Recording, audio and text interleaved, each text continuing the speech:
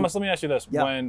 Because we all make mistakes, right? Like, we like to think that we all bat 1,000, but maybe when you had a situation, in Atlanta or even in your previous stops where it's like, you know what, this person was misaligned, and maybe it does creep to the surface where there are problems. How did you handle that as either a general manager or a high-level executive? So I've always taken a lot of pride in my awareness. I'm a big believer in awareness, right? I mean, I think it's important for you as a general manager and me as a former general manager to know your building, to know your staff, to know everyone's, the positives, of course, but also know where their challenges are, where their idiosyncrasies are, and make sure we're tracking and monitoring properly from a general manager position.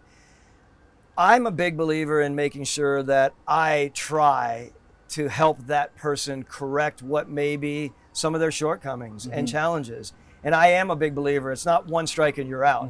I'm a believer in working on it. But I think we all know when you really start working on it with those people who are coming up short and they are just not a team fit, that it's time to move on. And I've had occurrences over the years. Sometimes it's been long and drawn out, and other times it's been fairly quick. I will also say, but there have also been times along the way where I truly believed that I needed to make a change, and I didn't. And it ended up being really dusty, and it ended up being a situation that I'm not a big believer in just slashing and burning people at all. But I realized over this many years in this league that when those mistakes came, seemed to be when I was dragging my feet thinking, I know this person needs to go.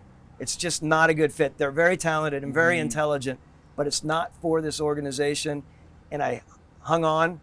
Sometimes, by the way, I'll admit, it was of my own volition. There are other times it wasn't. Sometimes, look, the way we look at it, there could be a contractual issue. And this isn't just players. This is coaches. This is young administrators or scouts or personnel people. Sometimes you have a number of different layers in there that are complicated. It's a great question. And thanks for asking that, because too many times we think it's going to be easy, right? We know this. It's cut and dry. It's not that way all the time.